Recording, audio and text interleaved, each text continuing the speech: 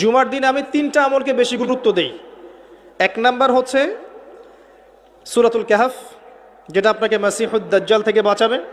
2 number বেশি থেকে বেশি দরুদ পড়া, এই দিন দরুদ পেশ করা হয় নবী সাল্লাল্লাহু আলাইহি ওয়াসাল্লামের কাছে। আর 3 নাম্বার এটা যেটা আপনাদেরকে শেয়ার করছি, সেটা হলো আল্লাহ রাসূল সাল্লাল্লাহু আলাইহি ওয়াসাল্লাম বলেছেন, কেউ যদি জুমার দিনে সকাল সকাল গোসল করে, আর্লি মর্নিং গোসল করে ফেলে, একদম ফরজ গোসলের মতো, এবার সবচেয়ে উত্তম কাপড়টা পরে, নোংরা কাপড় না, বেস্ট কাপড়টা পরে, আতর খুশবু ব্যবহার করে, সুগন্ধি ইউজ করে, সুগন্ধি ব্যবহার করে সে সকাল সকাল পায়ে হেঁটে মসজিদে যায়, বাহনে চড়ে নয়, পায়ে হেঁটে মসজিদে গিয়ে ইমাম বয়ান খুতবা শুরু করার আগেই মসজিদে চলে গেছে, ইমামের কাছাকাছি বসে, কাউকে কষ্ট দেয় না, ইমাম খুতবা দিচ্ছে সে চুপচাপ শুনছে, কাউকে কষ্ট দেয় না,